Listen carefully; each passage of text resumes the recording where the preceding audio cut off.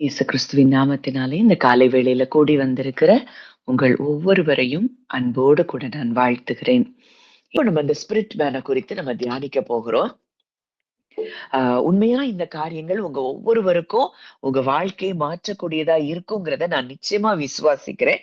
ஏன்னா என்னுடைய வாழ்க்கையில இந்த காரியங்கள் பல மாற்றங்களை லைஃப டிரான்ஸ்ஃபார்ம் பண்ணிட்டே இருந்தது. அந்த சத்தியங்களை தான் இப்போ நான் உங்களுக்கு ஷேர் பண்ணிட்டு இருக்கிறேன். இப்ப நம்ம பார்த்தோம் நம்முடைய நம்ம இன்றைக்கு சரீரமா இந்த பூமியில இருந்தா கூட நமக்குள்ளே ஆவி, ஆத்துமா, சரீரம் அப்படிங்கிற 3 காரியங்கள் இருக்குது. இந்த சரீரம் நமக்கு இந்த பூமியில வாழும்படியான ஒரு வீடா இருக்கு. எர்த்லி ஹவுஸ் அவ்வளவுதான். இதுல சோல் சோல் இருக்கு. இந்த ஸ்பிரிட்ல தான் நம்ம வாழ்கிறோம்.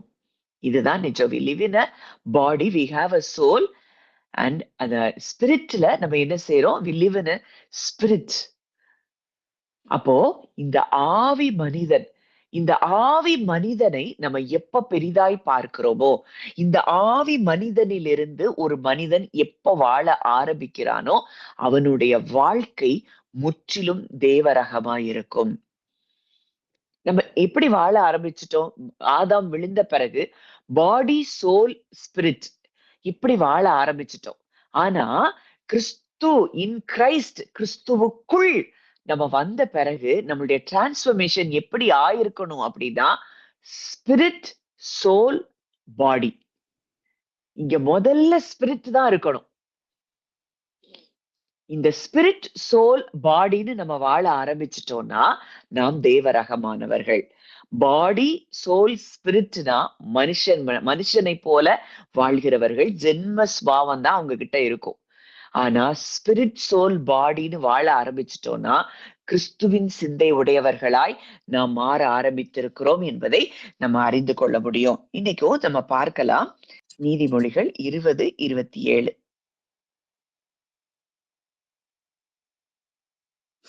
மனுஷனுடைய ஆவி கர்த்தர் தந்த தீபமாய் இருக்கிறது, அது உள்ளத்தில் உள்ளவைகளை எல்லாம் ஆராய்ந்து பார்க்கும். மனுஷருடைய ஆவி கர்த்தர் தந்த தீபமாய் இருக்கிறது, அது உள்ளத்தில் உள்ளவைகளை எல்லாம் ஆராய்ந்து பார்க்கும். நேத்து பார்த்தோம் நம்ம மனுஷனுடைய ஆவின்னு ஒண்ணு இருக்கு. ஆதாம படைக்கும் போது ஆதாமுக்குள்ளேயும் ஒரு ஆவி இருந்தது. அது மனுஷ ஆவி. அந்த ஆவியில பெர்மனண்டா ஹோலி ஸ்பிரிட்லாம் இருக்க முடியல. பழைய ஏற்பாட்டுல அப்பப்ப பரிசுத்த ஆவியானவர் சில மனிதர்கள் மேல வந்து இறங்குகிறதை நம்ம பார்க்கிறோம். அப்போ இந்த மனுஷ ஆவி கர்த்தர் தந்த தீபமா இருக்கு, அது லைட்டா இருக்கு. இது உள்ளத்தில் உள்ளவைகளை எல்லாம் ஆராய்ந்து பார்க்கும். நம்ம நேற்று பார்த்தோம், ஜென்ம சுபாவமான மனுஷன் ஆவிக்குரியவைகளை ஏற்றுக்கொள்ள மாட்டான். அவைகள் அவனுக்கு பைத்தியமாய் தோன்றும். இப்ப மனுஷருக்குரிய ஆவிய அன்றி மனுஷருக்குரியவைகளை எவன் அறிவான்? மனுஷனுக்குரிய ஆவியை பெற்றிருந்தோம் அப்படின்னா நம்ம சொல்லுவான் மைண்ட் வாய்ஸ் எனக்கு புரியுது அப்படின்லாம் சொல்றோம். இதெல்லாம் எங்கன்னா மனுஷனுடைய ஆவி, அவங்க என்ன நினைக்கிறாங்கிறது சில நேரங்கள்ல நமக்கு புரியுது அப்படின்னா இதெல்லாம் மனித ஆவி. அது உள்ளத்தில் உள்ளவைகளை எல்லாம் ஆராய்ந்து பார்க்கும். அப்போ நம்ம பாடி வந்து எர்த்லி ஹவுஸ்ன்னு பார்த்தோம். இந்த பூமியில இருக்கக்கூடிய ஒரு ஒரு நம்ம வாழும்படியாக தேவன் நமக்கு தந்திருக்கிற ஒரு வீடு. இந்த சோல் தான், இந்த ஆத்துமா தான் நம்மளுடைய பர்சனாலிட்டியா இருக்கு. ஆனா இந்த ஸ்பிரிட், இந்த ஆவி, இதுதான் ரியல் நம்ம. அதாவது உண்மையான நம்ம யார் அப்படின்னா நம்ம வந்து வி ஆர் ஸ்பிரிட். பாடியோ சோலோ கிடையாது. இந்த ஸ்பிரிட்ல இருந்து இன்புட் சோலுக்கு போகும்போது கிறிஸ்துவினுடைய பர்சனாலிட்டிய உடையவங்களா மாறுறோம். இந்த பாடியில இருந்து சோலுக்கு வரும்போது மனுஷனை போல, மனுஷன் எப்படி திங்க் பண்றானோ அதுதான் நம்மளுடைய பர்சனாலிட்டியா இருக்குது. அப்போ the spirit is real us. இந்த ஸ்பிரிட் தான் நிஜம், இந்த ஸ்பிரிட் தான் உண்மை. இதுல இருந்து நம்ம என்ன செய்யணும்? ஒவ்வொரு நாளும் வாழ ஆரம்பிக்கணும். அப்போ இந்த ஸ்பிரிட், இந்த மனுஷ ஆவி நமக்குள்ள நம்ம மனிதனை படைக்கும் போது தேவன் ஒரு ஆவியை கொடுத்திருந்தார். இது என்ன செஞ்சது? தேவனோடு தொடர்பு கொள்ளவே முடியாத நிலைக்கு போய் மரித்து போன நிலைமையில இருந்தது. இன்னைக்கு இன் கிரைஸ்ட், கிறிஸ்துவுக்குள் நம்ம எப்ப வந்தோமோ இந்த ஸ்பிரிட் டோட்டலா என்ன ஆயிடுச்சுன்னா தேவனோடு கூட கனெக்ட் ஆகி தேவனும் நம்முடைய ஸ்பிரிட்டும் ஒன்னா கலந்த இடத்துல நம்ம வந்துட்டோம். இப்ப நம்ம ஸ்பிரிட் மேன் அவன் வந்து அவன் வந்து ஃபுல்னஸ் ஆஃப் காட் அட்டைன் பண்ணிட்டான். நம்ம ஸ்பிரிட் மேன், நம்ம உள்ளான மனிதன் தேவத்துவத்தின் பரிபூரணத்தை அது என்ன செய்து பெற்றிருக்கிறது. நீங்கள் அந்த கிறிஸ்துவுக்குள் தேவனுக்குள்ள எப்படி இருக்கிறோம்? பரிபூரணம் உள்ளவர்களாய் இருக்கிறீர்கள். அது பெயர் 2:9-10 வாசிங்க. ஏனென்றால் தேவத்துவத்தின் பரிபூர்ணம் எல்லாம் சரீர பிரகாரமாக அவருக்குள் வாசமாயிருக்கிறது. மேலும் சகல துரைத்தனங்களுக்கும் அதிகாரத்துக்கும் தலைவராய் இருக்கிற அவருக்குள் நீங்கள் பரிபூர்ணம் உள்ளவர்களாய் இருக்கிறீர்கள். நம்ம எப்படி இருக்கிறோம்? பரிபூரணம் உள்ளவர்களாய் இருக்கிறோம். தெய்வத்துவத்தின் பரிபூரணம் எல்லாம் ஃபுல்னஸ் ஆஃப் காட் ஹெட். அந்த பரிபூரணம் எல்லாம் சரீர பிரகாரமாக அவருக்குள் கிறிஸ்துவுக்குள் வாசமாய் இருக்கிறது. மேலும் சகல துரைத்தனங்களுக்கும் அதிகாரத்துக்கும் தலைவராய் இருக்கிற அவருக்குள் நீங்கள் பரிபூர்ணம் உள்ளவர்களாய் இருக்கிறீர்கள். நம்ம ஸ்பிரிட் இப்போ ஃபுல்னஸ்ல இருக்கு. இன்னும் எது பார்க்கல? நம்ம சோல் பார்க்கல. பார்க்க முடியாததுக்கு காரணம் என்னன்னா, நம்ம ஸ்பிரிட் மேன்லயே வாழல. நம்ம எதுல இருந்து வாழ்றோம்? பாடியில இருந்து, 5 சென்சஸ்ல இருந்து வாழ்கிறபடினால இந்த ஸ்பிரிட் மேன் நம்மளுக்கு ஃபுல்னஸா இருக்கிறாங்கிறத நம்ம பார்க்க முடியல. இப்போ இந்த ஸ்பிரிட் மேன்ல நம்ம ஃபுல்னஸ் ஆஃப் காட் ஹெட் நம்ம ரிசீவ் பண்ணிருக்கிறோங்கிறத எப்போ நம்ம உணர ஆரம்பிக்கிறோமோ அப்போ நமக்கு என்ன இருக்காது? டோட்டலா நமக்கு பயம்ங்கிறது வெளியே போயிரும். கவலைங்கிறது வரவே வராது. தேவைக்காக நம்ம கலங்கவே மாட்டோம். இந்த ஃபுல்னஸ நான் ரிசீவ் பண்ணியிருக்கேன். அத்தனை இந்த தேவன் நாம ஆவிக்குரியவர்களா இருக்கிறபடியினால ஆவிக்குரிய அத்தனை ஆசீர்வாதங்களையும் அவர் நமக்கு கொடுத்திருக்கிறபடியினால எதை குறித்தும் நம்ம கவலைப்பட மாட்டோம், கலங்க மாட்டோம். இந்த ஸ்பிரிட்ல இருந்து எந்த காரியம் நமக்கு கலக்கத்தை கொண்டு வந்தா ஒரு ஃபிராக்ஷன் ஆஃப் செகண்ட் கொண்டு வந்தாலும் நம்ம ஸ்பிரிட் மேனா அந்த ஸ்பிரிட் மேனை நம்ம பார்க்கும்போது அந்த இடத்துல இருந்து நம்ம ஜெபிக்கும் போது, ஆண்டவரே இந்த பிரச்சனை இப்படி இருக்கு, இதை உங்கள்ட்ட கொடுக்குறேன், இதை நீங்க பாத்துக்கோங்க அப்படின்னு சொல்லிட்டு நம்ம இருதயம் அது எப்படி வந்துரும்? ரெஸ்டுக்குள்ள வந்துரும், சமாதானத்துக்குள்ள வந்துரும். இந்த சமாதானத்தை இன்னும் நம்ம பெற்றுக்கொள்ள முடியல அப்படின்னா இன்னும் இந்த ஸ்பிரிட் மேன்ல நம்ம என்ன செய்யல? ஸ்ட்ராங் ஆகலன்னு அர்த்தம். இந்த ஸ்பிரிட் மேன் தேவனுடைய பரிபூரணத்தை பெற்றிருக்கிறது, பரிபூரணம் உள்ளவர்களாய் நாம் இருக்கிறோம் அப்படின்னு அதை நம்ம இன்னும் ஃபீல் பண்ணவே ஆரம்பிக்கல. இன்னும் நம்ம இருதயம் பதற்றத்திலையும் பயத்திலையும் கலக்கத்திலையும். வசனம் தெளிவா சொல்லுது, விசுவாசிக்கிறவன் பதறான். நம்ம தேவனுடைய வல்லமையினாலே நாம் காக்கப்பட்டிருக்கிறோம் விசுவாசத்தை கொண்டு. அப்போ இதையெல்லாம் த்ரூ ஃபெய்த் தான். இப்போ இந்த ஃபெய்த் தான் நம்மள ஹையர் லெவல், ஒவ்வொரு நம்மளுடைய கான்சியஸ்னஸ் அடுத்தடுத்த லெவலுக்கு ஸ்டெப்பின் ஆறதுக்கு உதவி செய்கிறதே நமக்கு இந்த விசுவாசம் தான். இன்னொரு வசனம் கூட வாசிக்கலாம். எபேசியர் 2வது அதிகாரம் 1வது வசனம். அக்கிரமங்களினாலும் பாவங்களினாலும் மரித்தவர்களாயிருந்த உங்களை உயிர்ப்பித்தார். அக்கிரமங்களினாலும் பாவங்களினாலும் மரித்தவர்களாய் இருந்த உங்களை உயிர்ப்பித்தார். இப்ப உயிர்ப்பித்து நம்மளுடைய ஆவி முற்றிலுமாய் உயிர்ப்பிக்கப்பட்டிருக்கு. ஹிஸ் ஃபுல்னஸ், அவருடைய பரிபூரணம் நம்மளை என்ன செஞ்சிருக்கு? ஃபில் பண்ணிருக்கு. நீங்க ஸ்பிரிட் மேனை பாத்தீங்கன்னா அப்படியே தேவனை நம்ம பார்க்க முடியும். ஏன்னா அந்த அளவுக்கு தேவனோடு கூட அது ஒன்றாய் கலந்திருக்கிறது. ஈவந்தோ முற்காலத்திலே நம்ம என்ன செஞ்சிருந்தோம்? அந்த அக்கிரமங்களினால பாவங்களினால மரித்துதான் இருந்தோம்.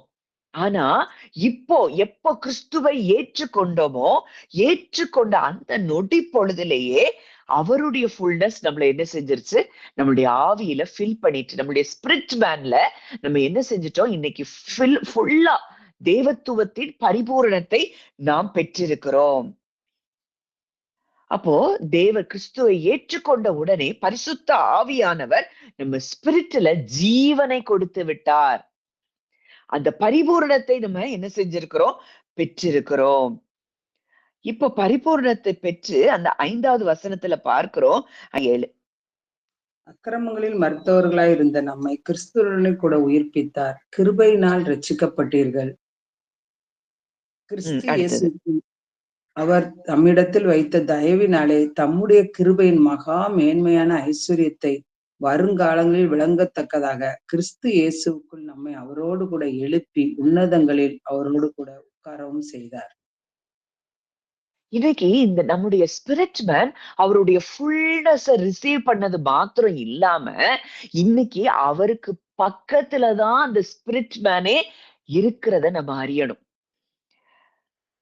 நம்ம ஸ்பிரிட் மேன் அந்த இடத்துல இருக்கிறத நம்ம உணரல அப்படின்னா, நம்ம மனுஷரை போலதான் வாழ்ந்துட்டு இருப்போம். மனுஷரை போலதான் சிந்திப்போம். நம்மளுடைய எண்ணம் இந்த ஸ்பிரிட் மேன்ல இல்ல, இந்த ஸ்பிரிட்ல இல்ல அப்படின்னா, இந்த சோல், இந்த பாடியில இருந்து வர்ற இன்புட்டையே நம்ம சோலுக்கு கொடுத்துட்டு இருக்கிறோம் அப்படின்னா, நம்ம என்னைக்குமே அவர்கிட்ட கிட்டி சேரவே முடியாது. இப்போ நான் என்னுடைய லைஃப்ல நான் அத நிறைய விஷயங்கள்ல எக்ஸ்பீரியன்ஸ் பண்றேன். இன்னும் ஒரு சின்ன காரியம் ஏதோ ஒரு மைண்ட்ல வரும்போது, உடனே நான் ஸ்பிரிட் மேன்ட்ட போகும்போது, உடனே அங்க அந்த ஸ்பிரிட்ல இருக்க நம்ம பிதா, குமாரன், பரிசுத்த ஆவியானவர் நம்ம கூட பேச ஆரம்பிக்கும் பொழுது, உடனடியா நமக்கு சின்ன வயசுல இருந்து நேற்று கூட அப்படி ஒரு காரியம். சின்ன வயசுல இருந்தே காலங்காலமா நமக்கு என்ன சொல்லி கொடுத்துட்டாங்க? நம்ம டைமை வேஸ்ட் பண்ணக்கூடாது.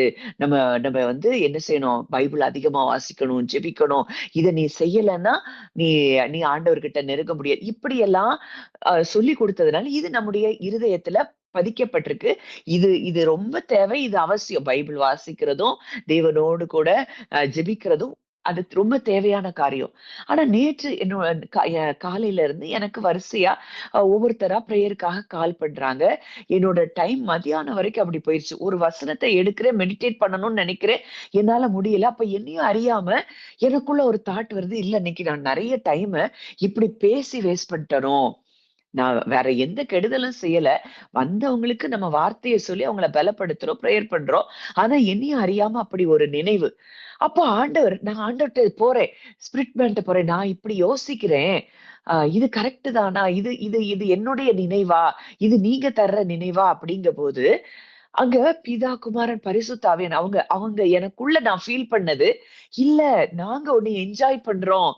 நீ எத்தனை பேருடைய வாழ்க்கை நீ உயிர்ப்பிச்சிட்டு இருக்கிற அப்படின்னு சொல்லி இந்த ஸ்பிரிட் மேன்ட்ட போகும்போது அவங்க எப்படி நம்மள ஃபீல் பண்றாங்கங்கிறத அவங்க சொல்லும் போது நம்ம இருதயம் அப்படியே ஒரு ஜாயில வர்றத நான் ஃபீல் பண்ணேன். அதுக்கப்புறம் எனக்கு அந்த அந்த எண்ணம் வரல. அப்புறம் தான் எனக்கு இன்னொரு காரியத்தை ஆண்டவர் வெளிப்படுத்தினாரு. ஆதியாகமத்துல பார்க்கிறோம், அங்க தேவன், அங்க பைபிளும் கிடையாது, எதுவுமே கிடையாது. தேவன் அங்க ஆதாமோடு கூட உலாவி கொண்டு அவர் பேசிக் கொண்டு இருக்கிறார். அப்போ இந்த ஆதாமுக்கு அவர் என்ஜாய் பண்றாரு. இந்த ஆதாம் கிட்ட சகல அந்த சிருஷ்டிப்புகளையும் அவன் கிட்ட கொண்டு வந்து அவன் அதுக்கு என்ன பெயரிடுறான்னு பார்க்கணுங்கிறதெல்லாம் அவர் என்ஜாய் பண்றாரு. அப்ப திரித்துவ தேவன் இன்றைக்கு இப்படிதான் நம்மளை என்ஜாய் பண்றாங்க. நம்ம என்ன செய்யறோம்? நம்ம வேலை செய்யும் போது நம்ம எதை எப்படி செய்யறோம்? இப்படி ஒவ்வொரு காரியத்தையும் அவங்க நம்ம கூட இருந்து அவங்க என்ஜாய் பண்ணிட்டு இருக்கிறாங்க. ஆனா நமக்குள்ள காலகாலமா விதைக்கப்பட்ட சில காரியங்கள் நம்மளை என்ன செய்யுது? குற்ற மனசாட்சிக்குள்ள உடனடியா கொண்டு போகுது. நீங்க ஒவ்வொரு வேலை செய்யும் போதும் வசனம் தெளிவா சொல்லுது, நீங்க எந்த காரியமா இருந்தாலும் நீங்க செய்கிற காரியத்தை அன்போடு செய்யுங்க, மனப்பூர்வமாய் கர்த்தருக்கென்றே செய்யுங்கள். அப்படி நம்ம செய்யும் போதே ட்ரினிட்டி, அந்த நம்ம தேவன் அதை ரசித்து பார்க்கிறத நம்ம அறிந்து கொள்ளணும். ஏன்னா ஆண்டவர் அததான் விரும்புறாரு. அங்க ஆதாம் கிட்ட தான் படைத்த தன்னுடைய சாயலாய் படைத்த தன்னுடைய குமாரன் ஆதாம தேவனுடைய குமாரனா தான் அவர் பார்க்கிறாரு. அவன் என்ன பெயரிடுறான், அவன் என்ன அதுக்கு வைக்கிறான், நம்ம பார்க்கணும். அத ஆசையா அவர் நம்மளுடைய ஒவ்வொரு each and every moment trinity God என்ன செய்யறாங்களா? ரசிச்சு பாக்குறாங்களாம். அவங்க ரசிக்கிறத நம்ம உணரணும். அதுக்குதான் நம்ம ஸ்பிரிட்ல கனெக்டா இருக்கும் போதுதான், நம்ம ஸ்பிரிட் மேன்ல இருக்கும் போது இந்த ஸ்பிரிட் மேன் நமக்கு கற்றுக் கொடுப்பார். இல்ல, இது நீ இல்ல, தெய்வத்துவத்தின் பரிபூரணம் தான் உனக்குள்ள இருக்கு.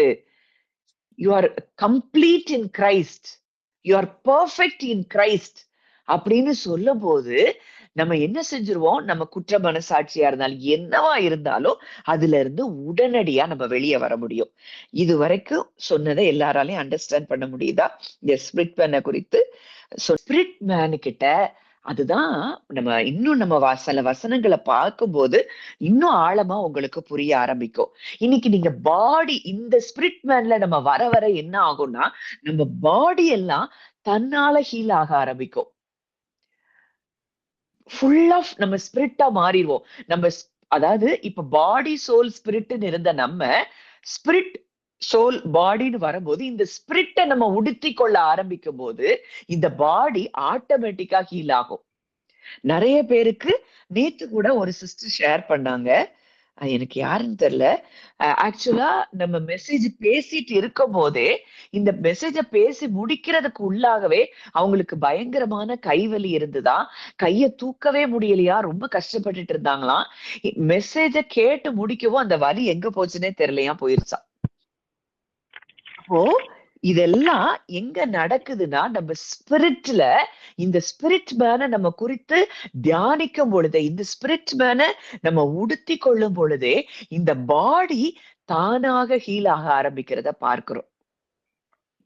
இந்த 5 சென்சஸ்ல இருந்து நம்ம கட் ஆகும் போதே நம்ம என்ன செய்யறோம், பாடி ஹீல் ஆகுது. இந்த இடத்துக்கு தான் தேவன் நம்மை கொண்டு வந்து கொண்டிருக்கிறார்.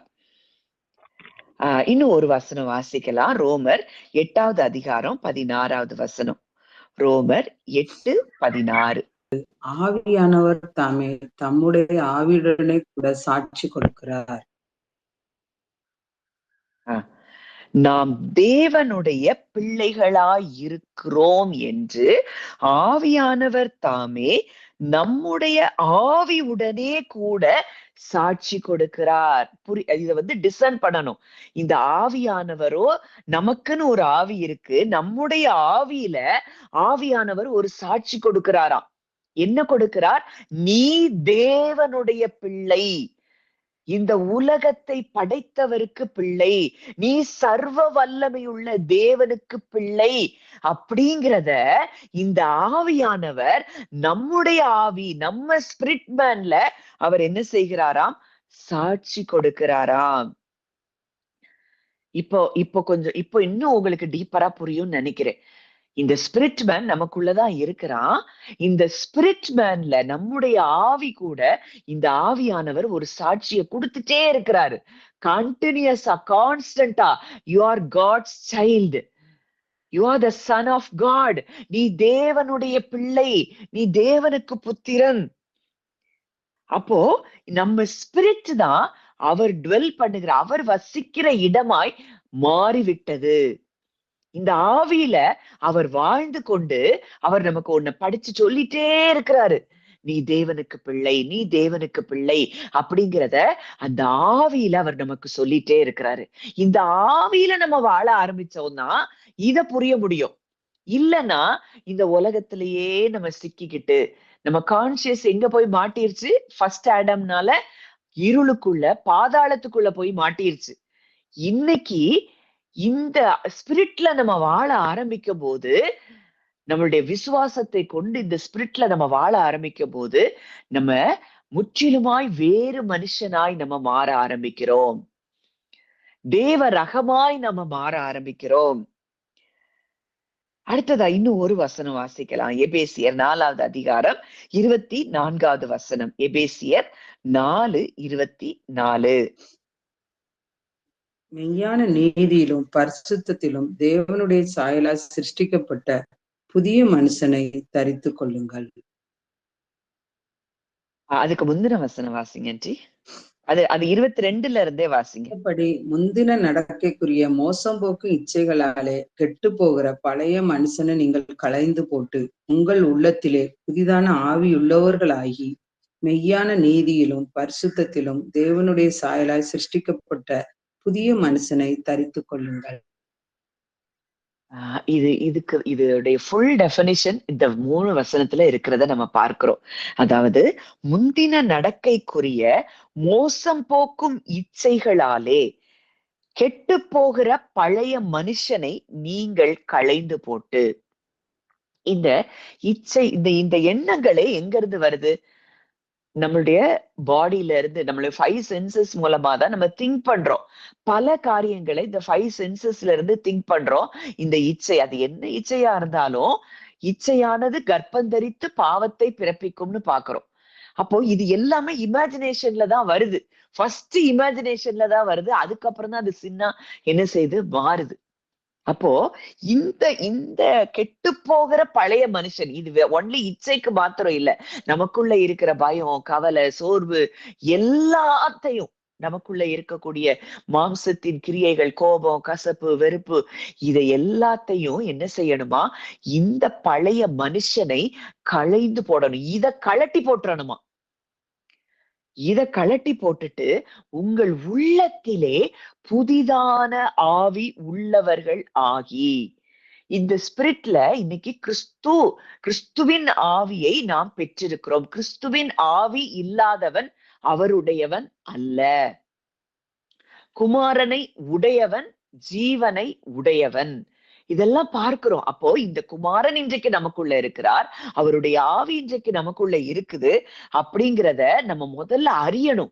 அந்த உள்ளான மனிதன்ல நம்ம என்ன செய்யணுமா? உள்ளத்திலே புதிதான ஆவி உள்ளவர்கள் ஆகி மெய்யான நீதியிலும் பரிசுத்தத்திலும் தேவனுடைய சாயலாக சிருஷ்டிக்கப்பட்ட புதிய மனுஷனை தரித்து கொள்ளுங்கள். புட்டான் இருக்கு. புட்டான் அதாவது நம்ம வேர் பண்ணணுமா? இந்த மனுஷனை நம்ம உடுத்தி கொள்ளணுமா? இது நம்ம பாடியா, நம்ம இன்னைக்கு பாடிய அவுட்டர் கவரிங் நம்ம பார்க்கிறோம். ஆனா இந்த ஸ்பிரிட் மேன் எப்ப அவுட்டர் கவரிங்கா வர்றானோ, இங்க இருந்து நமக்கு இன்புட் உள்ள போகும்போது நம்ம தேவ ரகமானவர்களாய் இருக்கிறோம். இது புரியுதா நான் சொன்னது? அதாவது நம்ம ஸ்பிரிட் மேனை நம்ம அணிந்து கொள்ளணும். இப்போ நம்ம எமோஷன்ஸ், சில நேரங்கள்ல எமோஷன்ஸ் வரலாம். அப்போ ஸ்பிரிட்ல நம்ம ஸ்பிரிட்ட அணிந்து கொண்டிருக்கிறோங்கிற உணர்வு வந்த உடனே நமக்கு என்ன வந்துரும்? பயம் போயிரும். ஏன்னா பரிசுத்த ஆவியானவர் தைரியத்தின் ஆவியானவர். நம்ம பார்க்கிறோம், சீஷர்களை பார்க்கும்போது அவ்வளவு போல்ட்னஸ் வந்துருச்சு. தைரியமா போய் சுவிசேஷத்தை பிரசங்கிக்கிறாங்க. அவங்களை என்னதான் அடிச்சா கூட அடுத்த நாள் அவங்க சூப்பர் நேச்சுரலா போய் அங்க போய் தேவாலயங்கள்ல பிரசங்கிக்கிறாங்க. நீங்க அப்போஸ்தலர் நடபடிகள்ல வாசித்தீங்கன்னா தெரியும். இதெல்லாம் பரிசுத்த ஆவியானவர் ஊற்றப்பட்ட பிறகு. இந்த பரிசுத்த ஆவியானவர் தான் நம்ம ஸ்பிரிட் மேன்ல ஒன்றாய் கலந்திருக்கிறார். இந்த மனுஷனை நம்ம என்ன செய்யணுமா? தரித்து கொள்ளணும். Put on the new man. நம்ம இப்போ தேவ ரகமானவர்களாய் ஒரு புது ஸ்பீசிஸா நம்ம மாறிட்டோம். அப்போ இந்த இடத்துலதான் நம்ம இருக்கிறோம். அவருக்கு பக்கத்துல நம்ம இருக்கிறோம். இன்னைக்கு அவர் அந்த தேவத்துவத்தின் பரிபூர்ணத்தை நாம் நம்முடைய ஆவியில நம்ம பெற்றிருக்கிறோம். மெய்யான நீதியும் பரிசுத்தத்திலும் தேவனுடைய சாயலாக சிருஷ்டிக்கப்பட்டு புதிய மனுஷனை நம்ம தரித்து கொள்ளும் போது நம்ம டோட்டலா வேறு மனுஷர்களாய் நம்ம மாறுவோம். நமக்கும் உலகத்துல இருக்கிற மனிதர்களுக்கும் சம்பந்தமே கிடையாது. உலக மனுஷங்க தான் பயப்படணும். வசனம் நம்ம முதல்ல தெளிவா பார்த்தோம். தேவனுடைய வல்லமையினால் இப்படி நம்ம தான் காக்கப்பட்டு இருக்கிறோம். இந்த இடத்துக்கு வந்துட்டோம், வரணும். இந்த இடத்துக்கு வருகிறதுக்காக தான் தேவன் நம்ம இந்த இடத்துல கூட்டி சேர்த்திருக்கிறார். இந்த இடத்துக்கு வரலன்னா நம்ம கான்ஸ்டன்டா நம்ம ஃபியர்லயும் பயத்திலையும் எப்பவுமே ஒரு முறுமுறுப்பு, புலம்பல், அழுக இதெல்லாம் நமக்கு இருக்கிறதுக்கு காரணம் இன்னமும் அந்த 5 சென்சஸ்ல நம்ம வாழ்ந்து கொண்டிருக்கிற காரியம்தான். அடுத்ததா இன்னொரு வசனம், 1 கொரிந்தியர் 2வது அதிகாரம் 12வது வசனம். 1 கொரிந்தியர் 2:12. நாங்களோ உலகத்தின் ஆவியை பெறாமல் தேவனால் எங்களுக்கு அருளப்பட்டவைகளை அறியும்படிக்கு தேவனிடத்திலிருந்து புறப்படுகிற ஆவியையே பெற்றோம். உலகத்தின் ஆவியை பெறாமல் தேவனால் எங்களுக்கு அருளப்பட்டவைகளை அறியும்படிக்கு தேவனிலிருந்து புறப்படுகிற ஆவியையே பெற்றோம். இன்னைக்கு நம்ம கிட்ட இருக்கிற ஸ்பிரிட் என்ன ஸ்பிரிட்? தேவனிலிருந்து புறப்படுகிற ஒரு ஸ்பிரிட். இந்த ஸ்பிரிட் உங்களுக்கு சகலவற்றையும் கற்றுக் கொடுக்கும். இதெல்லாம் இன்னும் ஹோலி ஸ்பிரிட் பத்தி இன்னும் நம்ம ஆழமா பார்க்கும்போது நிறைய காரியங்கள் உங்களுக்கு அன்வைல் ஆகும். நிறைய திரைகள் விலகும். இது திரைகள் விலகதான் நம்ம அடுத்த லெவலுக்கு நம்ம கான்சியஸ்னஸ் ஷிஃப்ட் ஆகும். அப்போ உலகத்தின் ஆவியை பெறாமல், நமக்கு உலகத்தின் ஆவி கிடையாது, தேவனால் எங்களுக்கு அருளப்பட்டவைகள். இப்ப நான் அததான் ஷேர் பண்ணேன். நான் எப்படி ஃபீல் பண்ணேன், நான் என்னுடைய டைம் வேஸ்ட் ஆயிட்டோம் நான் ஃபீல் பண்றேன். ஆனா தேவன் சொல்றாரு அதை அவங்க என்ஜாய் பண்றதா அவங்க சொல்றாங்க. அந்த டைம்ல நமக்கு அப்படி ஒரு ஜாய் நமக்கு வந்துரும். இப்போ நமக்கும் இப்படிதான், ஆண்டவரே இதை குறிச்சு நான் இப்படி திங்க் பண்றேன், நீங்க என்ன யோசிக்கிறீங்க? அந்த ஸ்பிரிட் மேனோட நம்ம கனெக்ஷன்ல இருக்கும் போது டோட்டலா நம்ம எப்பவுமே ஜாயில இருக்க முடியும். அதனாலதான் சீஷர்கள் சந்தோஷத்தினாலும் பரிசுத்த ஆவியினாலும் நிரப்பப்பட்டார்கள். அந்த ஜாய நமக்கு அவர் கொடுத்துட்டே இருக்கிறார். கான்ஸ்டன்டா அவர் அந்த ஜாயில நம்மளால இருக்க முடியும். சூழ்நிலைகளை பார்க்க மாட்டோம். பவுலையும் சீலாவையும் அவ்வளவு அடிச்சு துன்புறுத்தி அந்த சிறைச்சாலையில போட்டப்ப கூட அவங்களுக்கு துக்கம் இல்ல. அவங்க அழகா தேவனை துதிக்கிறாங்க. அப்ப எந்த அளவுக்கு அவங்க ஸ்பிரிட் மேன்ல அவங்க வாழ்ந்து கொண்டு இருக்கிறாங்க. நம்ம என்ன சொல்றோம்? நம்ம துதித்து பாடுங்க கட்டுகள் உடையும். இல்ல, இந்த ஸ்பிரிட்ல நிரம்புனாதான் அந்த துதியே வரும். இல்ல நம்ம கம்பல் பண்ணி நம்ம துதிக்கிறோம் அப்படின்னா அதுவும் நம்ம ஸ்பிரிட்டா மாறுறதுக்கு, ஸ்பிரிட் லெவல்ல நம்ம உள்ள போறதுக்கு உதவி செய்யும். ஆனா இந்த லெவலுக்கு நம்ம வந்துட்டோம்னா முற்றிலுமாய் நம்ம தேவனுடைய புத்திரர்களாய் மாறி இருக்கிறோம்ங்கிறத நம்ம அறிந்து கொள்ள முடியும். அப்போ இந்த இடத்துக்கு வந்துட்டோம்னா இந்த கிஃப்ட்ஸ், நிறைய பேர் கிஃப்ட்ஸ தேடி ஓடிட்டே இருக்கிறோம். நிறைய ஊழியர்கள் ஐயோ அதுக்கு கிஃப்ட் வேணும், கிஃப்ட் வேணும், கிஃப்ட் வேணும். இந்த ஸ்பிரிட்ல நம்ம வாழ ஆரம்பிக்கும் போது கிஃப்ட்ஸ் எல்லாம் விரும்பினா போதும், அதெல்லாம் நமக்கு ஆப்ரேட் ஆக ஆரம்பிக்கும். தீர்க்க தரிசன வரத்தை விரும்புங்கள், நாடுங்கள். அப்படிங்கும் போது இவரை தேடி ஓடும் போது இந்த வழியில இதெல்லாம் நமக்கு கிடைச்சிட்டே இருக்கும் ஒன்னொன்னா. அப்போ அது முக்கியம்தான். ஆனா இது ஸ்பிரிட் மேன்ல வாழுகிற இந்த இடத்துக்கு நம்ம வரும்போது இந்த ஸ்பிரிட், அந்த கிஃப்ட்ஸ் ஆஃப் த ஸ்பிரிட் எல்லாம் நமக்கு ஈவாய் கொடுக்கப்படும். ஸ்பிரிச்சுவல் டிசர்ன்மெண்ட் இருக்கும். தேவனுடைய சத்தத்தை நம்ம அழகா புரிய முடியும். தீர்க்க தரிசனங்களை நம்ம மற்றவங்களுக்கு ஜெபிக்கும் போது நம்ம தீர்க்க தரிசனம் சொல்லுவோம். ஏன்னா நம்ம மைண்ட் ஃப்ரீயா இருக்கும். நம்ம மைண்ட் ஃப்ரீயா இருக்கும் போதுதான் தேவனுடைய சத்தத்தை நம்ம கேட்கிறத, ஆவியில அவர் பேசுகிற சத்தத்தை நம்ம உணர முடியும். அப்போ இந்த இடத்துக்கு தான் நம்ம வரணும். இன்னும் 1-2 வசனங்களை பார்த்துட்டு முடிக்கலாம். எபேசியர் 3வது அதிகாரம் 16வது வசனம். எபேசியர் 3:16. நீங்கள் அவருடைய ஆவியினாலே உள்ளான மனுஷரில் வல்லமையாய் பலப்படவும். அவருடைய ஆவியினாலே உள்ளான மனுஷனில் வல்லமையாய் பலப்படவும். எத்தனை பேருக்கு இந்த வசனத்தை எல்லாம் நம்ம பார்த்திருப்போம், ஆனா புரிஞ்சிருக்கோம் தெரியாது. ஆனா இன்னைக்கு உங்க ஒவ்வொருவருடைய இருதயத்திலேயும் ஆண்டவர் இந்த வார்த்தைகளை எழுதி கொண்டிருக்கிறார். அப்போ உள்ளான மனுஷன் ஒருத்தன் இருக்கிறான், அவனில் அவருடைய ஆவியினாலதான் நம்ம வல்லமையாய் பலப்பட முடியும். அப்போ இந்த இடத்துக்கு இன்னைக்கு தேவன் நம்மளை கொண்டு வந்திருக்க. உள்ளான மனுஷன்ல அவருடைய ஆவியினால நம்ம நிரப்பப்பட்டு இருக்கிறோம். ஆவியானவர் நம்முடைய ஆவியோடனே கூட அவருடைய பிள்ளைகள்ங்கிறத நம்ம சாட்சி கொடுக்கிறாரு. இப்ப இந்த இன்னர் மேன எப்படி நம்ம ஸ்ட்ரென்தன் ஆக்குறது? முதல்ல இதுக்கு ஹெல்ப் பண்றதுக்கு தான் மெடிடேஷன். இந்த தியானம் நம்ம உள்ளான மனிதனுக்குள்ள நம்ம அந்த ஆவியானவரை ஃபீல் பண்ண உதவி செய்யும். அந்த ஆவியில நிரம்புகிற ஒரு வாழ்க்கைக்கு உதவுவது மெடிடேஷன் ரொம்ப உதவி செய்யும். வேத வார்த்தைகளை நம்ம தியானிக்கும் போது இந்த நிறைய ரெவலேஷன்ஸ் அது நமக்கு கொடுக்கும். ஏன்னா நம்ம மன அமைதி ஆயிரும், நம்மளுடைய ஆள் மனது அமைதி ஆயிரும், இந்த ஸ்பிரிட்டோட சத்தம் தெளிவா கேட்க ஆரம்பிக்கும். அப்போ நம்ம பைபிளை வாசிக்கும் போதே இதுவரைக்கும் வாசிச்சதுக்கும் இனிமே வாசிக்கிறதுக்கும் பயங்கர வித்தியாசம் இருக்கும். அந்த அளவுக்கு நம்ம ஸ்பிரிட் மேன பலப்படும்படியாய் நம்ம ஜெபிக்கணும். உள்ளான அவருடைய ஆவியினாலே நாம் உள்ளான மனுஷனில் வல்லமையாய் பலப்படவும். இந்த சீஷர்கள் அப்படிதான் பலப்பட்டு இருந்தாங்க. அதனாலதான் எவ்வளவு பெரிய அற்புதம் செய்யணும், மரித்தவங்க கூட போய் அவங்க எழுப்புறது ரொம்ப ஈஸியா இருந்தது. ஆனா கிறிஸ்து கூட இருக்கும் போது கூட அந்த தைரியம் இல்ல. பரிசுத்தாவியானவருடைய வல்லமையினால் அவங்க நிரப்பப்பட்ட பிறகு, அவங்களுடைய உள்ளான மனுஷன் முற்றிலுமாய் பரிசுத்தாவியானவரால் நிரப்பப்பட்ட பிறகு தைரியமா போய் அவங்க அந்த அற்புதங்கள் எல்லாம் செய்யறத நம்ம பார்க்கிறோம். அப்போ இன்றைக்கும் இந்த ஆவியினால நம்ம நிரப்பப்படும்படியாகத்தான் தேவன் நமக்கு கற்றுக் கொடுக்கிறார். கடைசியா ஒரு வசனம், ரோமர் 8வது அதிகாரம் 14வது வசனம்.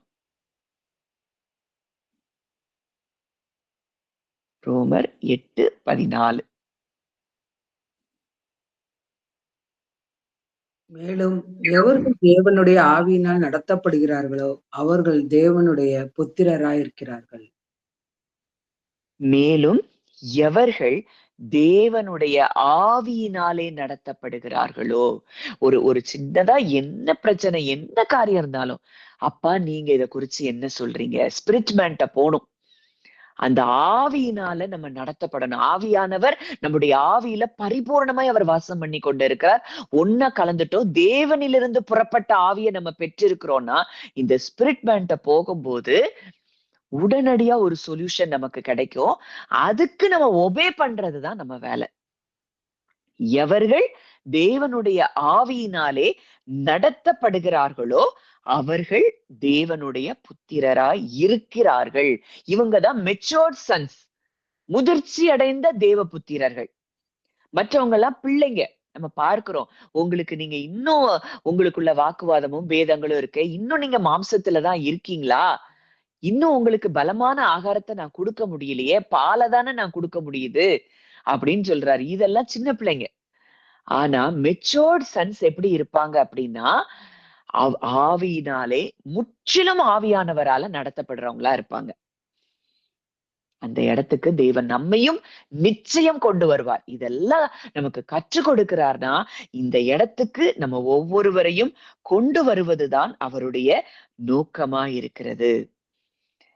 அப்போ இந்த வார்த்தைகளை நீங்க இன்னும் தியானிங்க. இந்த கான்சியஸ்னஸ் 1 நம்ம குரூப்ல ஷேர் பண்ணியிருக்கிறோம். அதை எத்தனை தடவை முடியுமோ அத்தனை தடவை கேளுங்க. ஒரு 2-3 தடவை கேளுங்க, முடிந்தா எழுதுங்க. இது நம்ம ஆள் மனதுல பதிய ஆரம்பிக்கும் பொழுதுதான் நம்ம ஸ்பிரிட்ல இருந்து நம்ம வாழ முடியும். எப்பவும் அந்த ஜாய்லையும் பீஸ்லயும் நம்ம இருக்க முடியும்.